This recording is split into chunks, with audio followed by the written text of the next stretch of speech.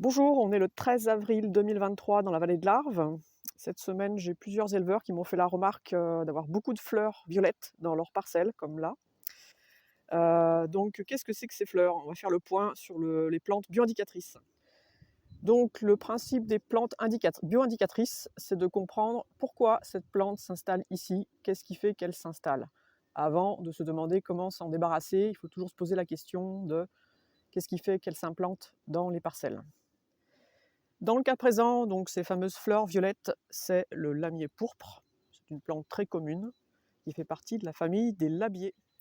Donc, parmi les deux principaux facteurs d'explication à l'installation de ces plantes-là, en un, c'est que c'est une plante nitratophile, c'est-à-dire qu'en fait, elle va s'installer dans les sols où on a des excès d'azote et en particulier de nitrate.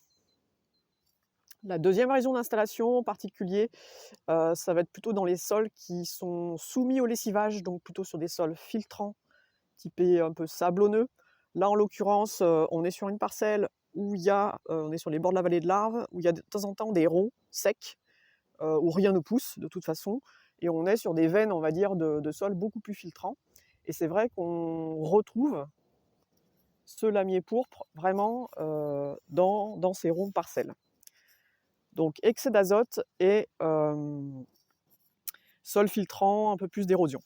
Alors, on l'observe aussi également, bien évidemment, dans les talus et bords de route, parce qu'elle aime l'azote, donc elle va également affectionner toutes les zones qui sont soumises à des pollutions au dioxyde d'azote, au bord des industries, ou tout simplement par la pollution automobile. Voilà. Alors, c'est une plante annuelle, donc voilà, qui s'arrache facilement. C'est pas une plante vivace, on est bien sur une annuelle.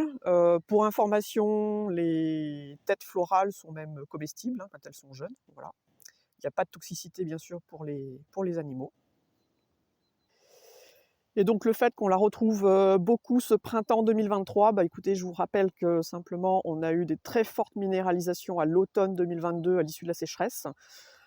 Peu de lessivage durant l'hiver 2022-2023. L'arrivée de pluie, là, sur le mois de mars, qui a relancé la minéralisation.